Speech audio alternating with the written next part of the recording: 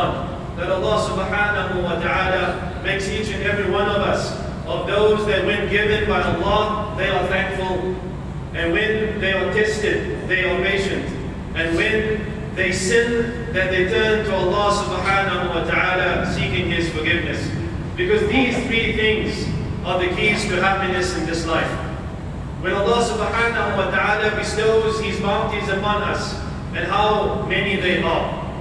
Allah subhanahu wa ta'ala has given you this life, this body. He's given you your education. He's given you your family. Allah subhanahu wa ta'ala has given you your wealth. Allah has guided you to Islam. Allah has facilitated for you the fasting of the month of Ramadan. Even in the beginning, it was so difficult. But now, just a few days away from Eid, I think that many of us are feeling those feelings of regret, sadness, perhaps even grief, that we have not yet taken the full benefit and maximized our efforts in this month. We feel that Allah subhanahu wa ta'ala should give us just a few more days, where for many of us, I might even consider myself, we don't want to expose ourselves too much. But before the month, we felt, subhanAllah, 29, 30 days of fasting. Wow, this is going to be so difficult. And now that we find ourselves at the end of the month, we are beginning to feel that if we only had a few more days, and wallahi, this is exactly what life is like. How many people have we visited in the hospitals when they were on their deathbeds? What did they want? Did they want an increase in their wealth? Did they want more children? Did they want to have more power? Or did they only want more time? So all of this is what we need to show Allah subhanahu wa ta'ala gratitude for. We show gratitude and shukr with our hearts. We recognize that every ni'mah that Allah has given us is from Allah. It is not because we were born with certain citizenships or nationalities. It is not because we were born into certain ethnicities or races. It is not because we went to certain universities that we now possess the ni'mah that we now possess. But all of it is a fadl and a ni'mah from Allah subhanahu wa ta'ala. And this is the first stage of shukr, recognizing that everything is from Allah subhanahu wa ta'ala. The prophets of Allah, they understood this. This is what they taught their followers.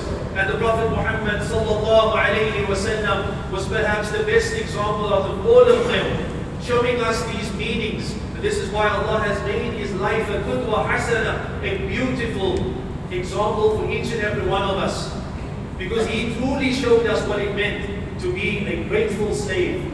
Aisha radiallahu anha, she watches the Prophet sallallahu alayhi wa sallam in Qiyam al-Layl.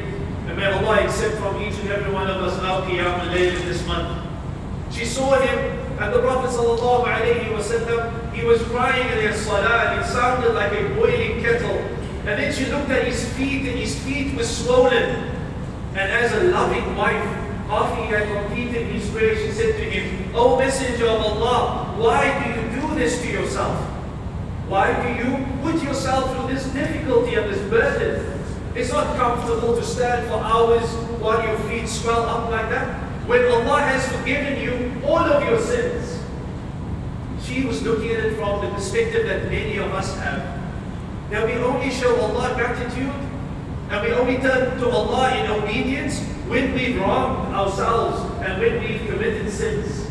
Many of us feel that after we have committed a sin, now we need to become more pious and righteous. We need to make sure that we are in the masjid 5 times a day, that we are praying on time, that we fast the month of Ramadan, that we do that which pleases Allah. But the Prophet of Allah sallallahu alayhi wa sallam, he taught her and he taught us a different perspective of shukr. He said that if Allah has forgiven me all my sins, أَفَلَا أَكُونُ عَبْدًا شَكُورًا, shall I then not be a very grateful slave? And Allah subhanahu wa ta'ala has not forgiven us all of our sins. But wallahi al-azim, I swear by Allah in this masjid, that He has given us other great blessings. That if we were to count them, Allah subhanahu wa ta'ala tells us that we would never ever be able to take full account of them. And I would like you, now at the end of this month of Ramadan, today, to go back to your offices and to work and to your homes and make a list of every ni'mah that Allah has ever bestowed upon you. From the time that you can remember until now. And wallahi, I guarantee you, because Allah subhanahu wa ta'ala says, "Lan," you will never be able to do so. That list you will start today, and tomorrow you'll still be at it, and the next day you'll still be at it. And you will never be able to really take full account of every ni'mah that Allah has bestowed upon you. But Allah subhanahu wa ta'ala also teaches us, as this month has taught us, that if we were to show Allah that niyyah, that firm resolve and determination, that we were going to change our lives, that we were going to seek His guidance, that we are going to try to rectify the mistakes of our hearts and our actions, that Allah subhanahu wa ta'ala will increase us. Many of us, we started the month slow. We read just a few ayat every day. We were not very active in giving charity. We were not at the masjid every night. But we had this firm resolve that we were going to improve. And so that's what we did. And when we showed that firm intention and niyyah to Allah subhanahu wa ta'ala, that azm, Allah subhanahu wa ta'ala increased it for us. And so the warning that I would like to give myself and you is that azm and that niyyah and intention should not fade after Eid. That we should remain committed to seeking Allah subhanahu wa ta'ala's pleasure. That if we continue to do so, Allah subhanahu wa ta'ala will open up more doors of khayr for us. We started this month with 1 or 2 doors, salah and the recitation of the Quran. And as the day of Eid and the end of the month comes closer, as Allah not bestowed upon you more doors, and more doors not open now, the feeding of the poor in Zakatul Fitr, the spending on our families and buying their clothes and shoes, and buying, food for the day of Eid in celebration.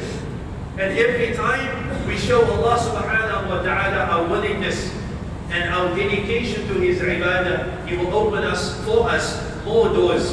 We ask Allah subhanahu wa ta'ala that He opens up all of these doors for us.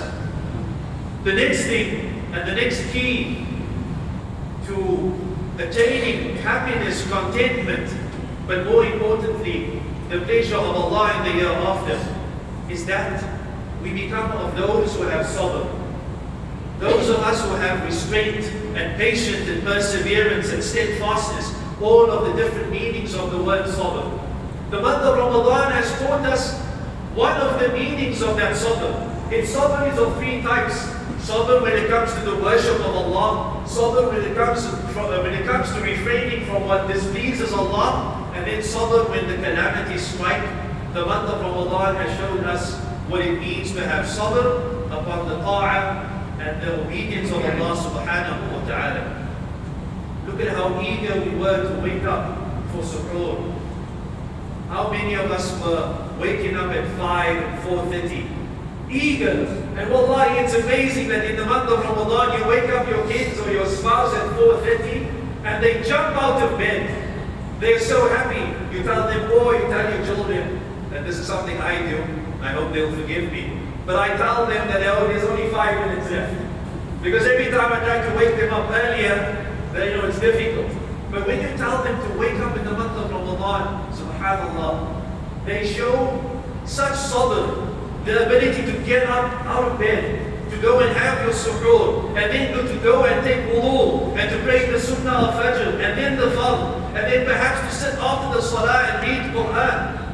That takes sabr. It takes perseverance and steadfastness. It takes commitment. And this month has shown us that. And what we need now is to make the intention that our commitment does not wane in any way. That it does not fade. Because that's what happens. And wallahi, the litmus test for this is the day of Eid. If you see yourself slacking when it comes to the prayer, then you have to question your commitment. And not only question it, but raise your hands and ask Allah subhanahu wa ta'ala to not make you waver at this time. The month of Ramadan, and then the day of Eid, these 2 things come one after the other. A month filled with ibadah, a month filled with dedication, and then a day where it's very possible that we become lax and we become weak. And so we must ask Allah subhanahu wa ta'ala to keep our feet firm. The Prophet ﷺ tells us that how amazing is the affair of the believer. That's you and me. May Allah subhanahu wa ta'ala make us sincere in our iman. May Allah subhanahu wa ta'ala grant us that we be with those who are truthful in their iman, like Abu Bakr and Umar and others, radiallahu anhum. But the Prophet says, how amazing is the affair of the believer. All of his affairs are good for him. I'm sure that if we were sitting in the masjid or in Medina, or when the Prophet said these words, many of us would say, excuse me, O Messenger of Allah, Ya Rasulullah, how is it that if I lose my job, and how is it that if I lose a loved one, or how is it that when I fall ill, that that's good for me? The Prophet ﷺ, preempting that question, says that when something good happens to him, when some ni'mah comes his way, he is thankful. He has shukr. He shows Allah subhanahu wa ta'ala his gratitude in his heart and in his actions. And when something calamitous happens to him, then he is patient and persevering. How often do we see people who go through difficulty? And wallahi, what is happening to the Muslims around the world should be the best example.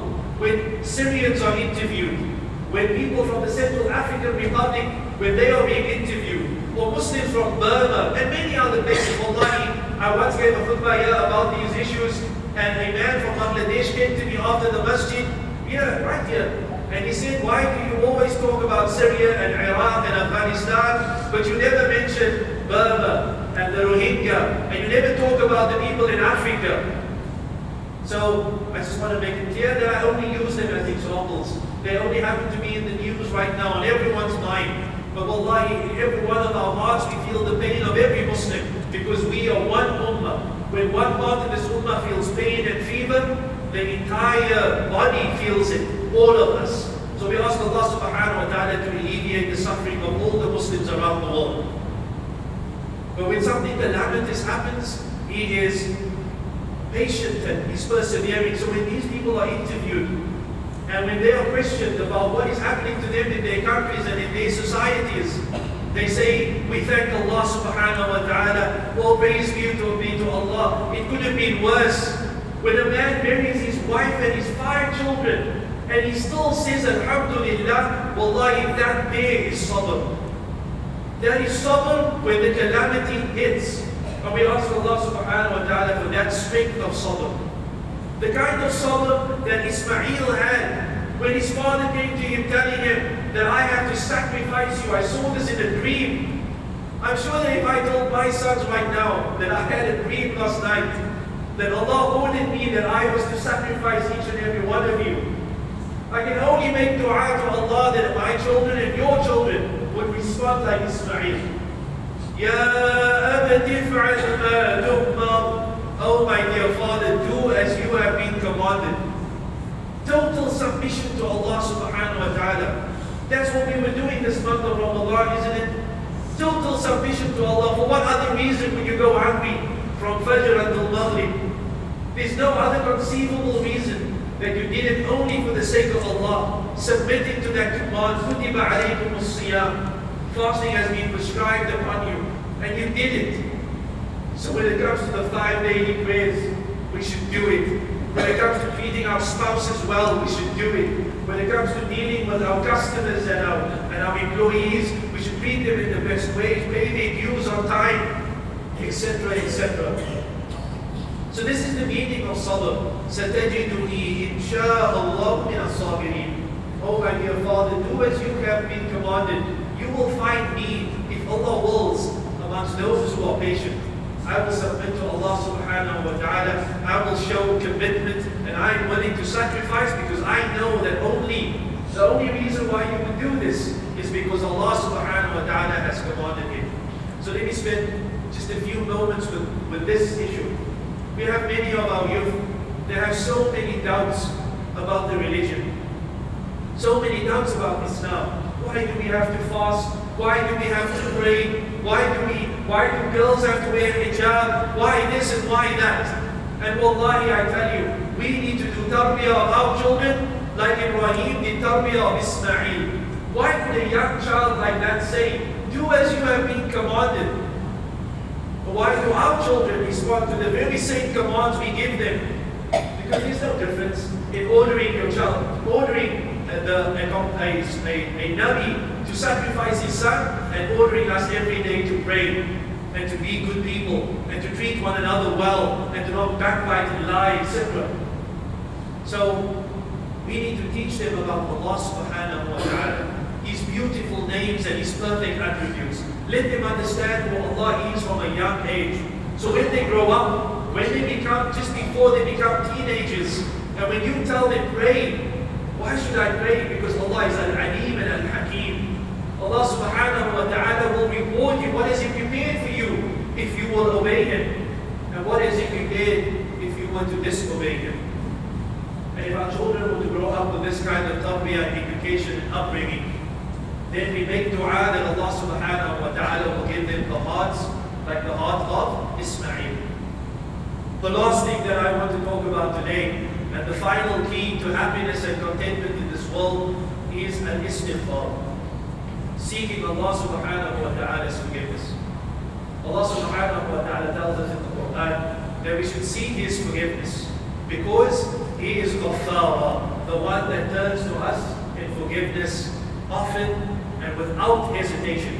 Allah subhanahu wa ta'ala forgives us all of our sins. And wallahi, the best example for myself, it might not be the best example for you, but for me the best example of this from the Sunnah is the hadith of a man who killed 100 people. And I want you to imagine, the Prophet sallallahu alaihi wasallam said that he killed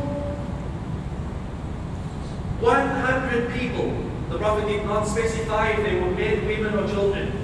But to kill one person would be so difficult for any one of us to even contemplate, never mind to carry out.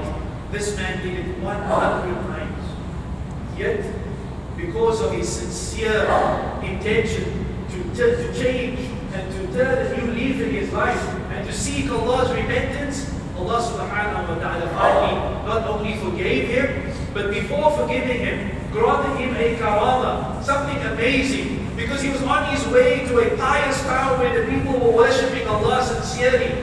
He was on his way there, and then he passed away. And so the angels came down, angels of mercy and angels of punishment, and they debated amongst themselves who should take his soul. The angels of mercy said he had the intention, the niyyah was there.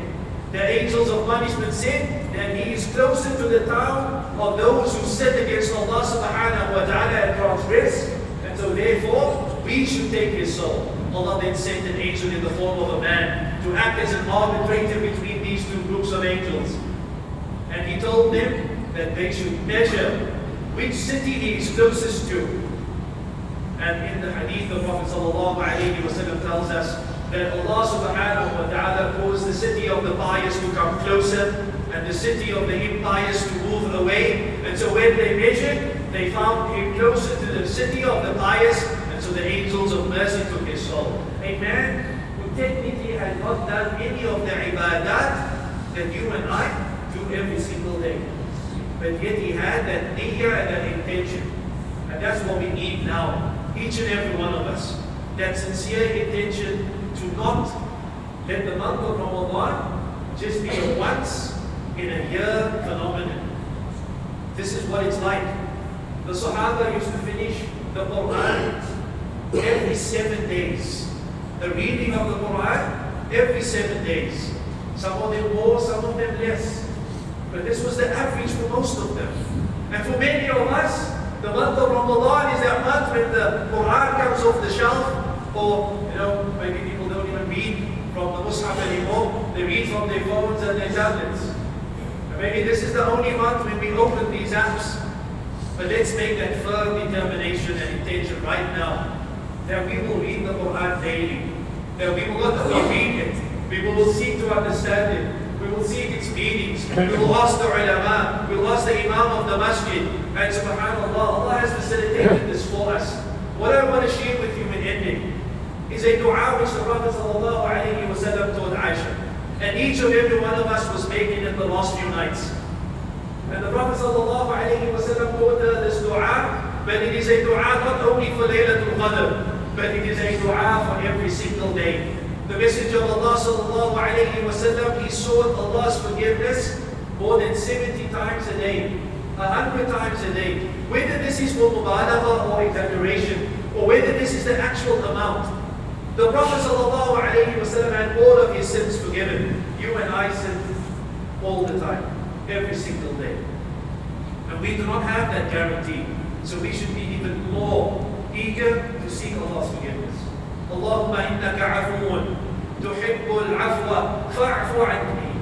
Oh Allah, you are the one who pardons. You forgive, Ya Allah. Ya Allah, I have wronged myself.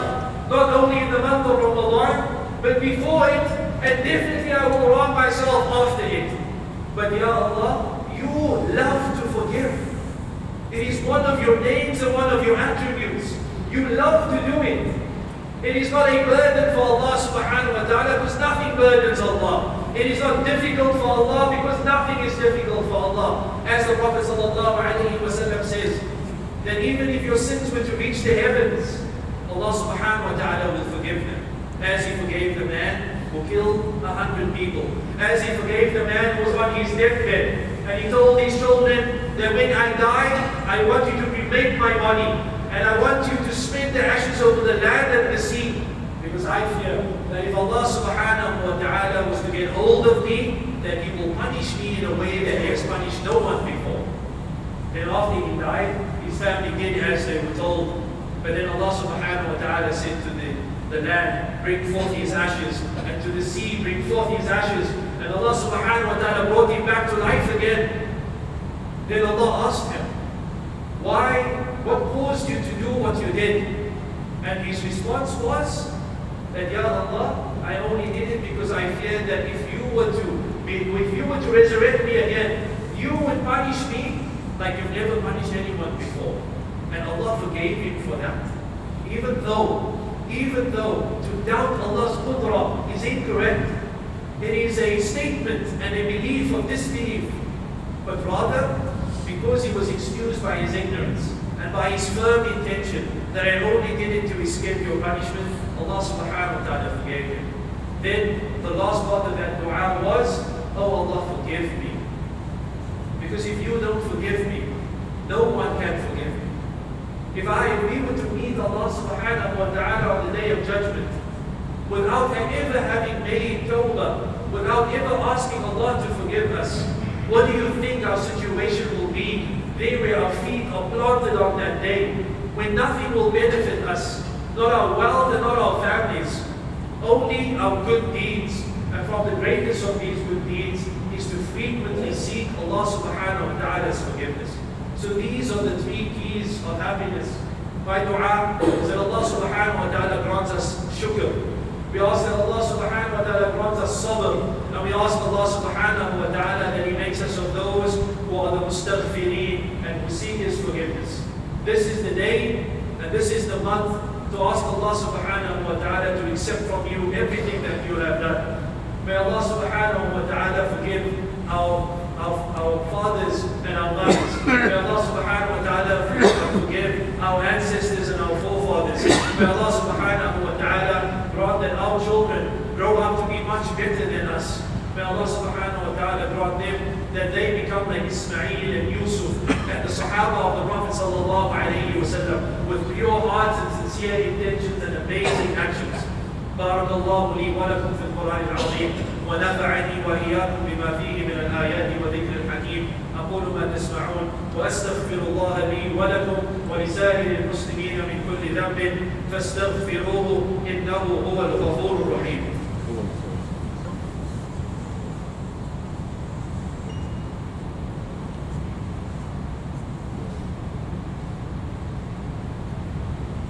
الحمد لله حمدا لا ينفد أفضل ما ينبغي أن يحمد وصلى الله وسلم على أفضل المصطفين محمد وعلى آله وصحبه ومن تعبد.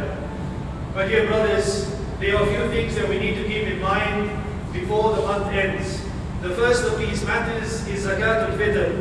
And alhamdulillah, Allah subhanahu wa ta'ala has facilitated that here in this country, unlike other countries where you personally have to go and feed, although that is better in my opinion. In my humble opinion, it is better that you take your Zakatul Fitr to the poor and the needy yourself, with no intermediary and no proxy and no agent.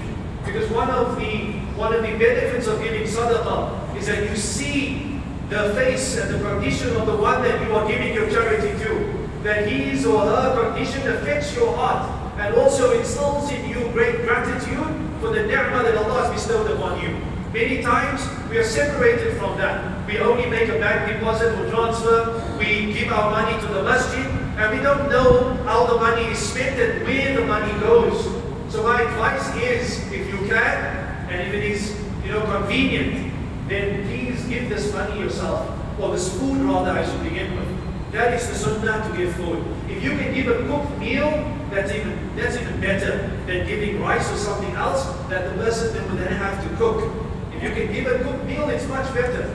And if you cannot give any of that, then to give the money is also acceptable. The second thing that I want to remind you of is that the day of Eid is upon us, and the Prophet ﷺ, he has a few sunnahs that are important. The first of them is that he would have something to eat, something light, before going to the place of the salah. That is the first thing that the Prophet ﷺ would do. And for both Eids, the Prophet would go a certain way and he would take a different route coming home. So trying to fulfill these sunnahs also. Also another mistake, or a mistake that we make in the month, or the day of Eid rather, is that many of us, we don't stay for the khutbah. I first noticed this when I was a student in Medina, and we would be in the Prophet's Masjid sallallahu alayhi wa sallam, and people would pray the prayer, and then by the thousands they would leave the masjid. So my advice to you, especially since many of the masajid do the khutbah in English and in Bahasa, for those of you that speak Bahasa as your first language, so it's not a case of, I can understand that when we were students in Medina, many people would leave because the khutbah was in Arabic and many people wouldn't understand it. But even that is something that is not the sunnah of the Prophet sallallahu alayhi wa sallam, his companions, and what the ulama teach and preach. Rather, you pray with the imam and you stay and listen to that khutbah. Wallahi, one does not know when Allah subhanahu wa ta'ala might cause your iman to increase, might cause your intention to change. I have only two examples for you, and we'll continue, and we will end inshallah. The first of this is Jubayr ibn Mut'im radiyallahu anhu. He was tied as a captive in the Prophet sallallahu alayhi wa sallam's masjid after the battle of Badr. And when the Prophet sallallahu alayhi wa sallam was reciting Surah Al-Tur, the Prophet got to the verses, أَمْ خُلِقُوا مِنْ غَيْرِ شَيْءٍ أَمْ هُمُ الْخَالِقُونَ. And they be created from nothing, or are they themselves the creator? And he said that it was at that time that iman entered my heart. It felt as if my heart wanted to fly. He had heard the Quran before, but it hadn't affected him until that time. You don't know what khutbah, what lecture, what gathering you might attend, that Allah subhanahu wa ta'ala might place guidance in your heart in that way. Another example of this is one of my friends. He used to be a drug dealer in Cape Town and a drug addict. And he came to a khutbah. And wallahi, I met him a year later. And he said, before that khutbah, I had no intention of changing my life. But after that khutbah, I decided that I was going to make a change. And now, alhamdulillah, he's a qualified student of knowledge. He's out there in the community teaching. He spent 6 years studying Arabic and Islamic sciences, and he's active in Cape Town because of one khutbah, one lecture where Allah subhanahu wa ta'ala guided his heart in him. So when we leave these gatherings of Allah's remembrance, we don't know what we've missed. We don't know if Allah subhanahu wa ta'ala, when we will also importantly get an opportunity to hear the name of Allah subhanahu wa ta'ala and to remember Him subhanahu wa ta'ala. We ask Allah subhanahu wa ta'ala to forgive us, each and every one of us. May Allah subhanahu wa ta'ala shower His mercy upon us. ربنا آتنا في الدنيا حسنة وفي الآخرة حسنة وقنا عذاب النار. اللهم أعز الإسلام وانصر المسلمين. اللهم أعز الإسلام وانصر المسلمين. اللهم أعز الإسلام وانصر المسلمين. Ya Allah, we ask you on this day of Jumu'ah in the month of Ramadan that you help our brothers and sisters in every part of the world. Ya Allah, alleviate their suffering. Oh Allah, help them against their enemies. Oh Allah, grant this ummah real brotherhood and unity, so that we may come together as we come together in this masjid, solely for your sake, and we do everything for your sake. Oh Allah, we ask you to accept accept from us each and every ibadah that we did in the month of Ramadan. We ask you, Ya Allah, that you accept from us and forgive us our shortcomings. Ya Allah, we ask that the month is a month of mercy and forgiveness. And we ask that the days coming after this month also be filled with your worship. Ya Allah, guide us now and until we meet you. Ya Allah. Subhanakallah wa bihamdik, astaghfiruka wa atubu ilayk.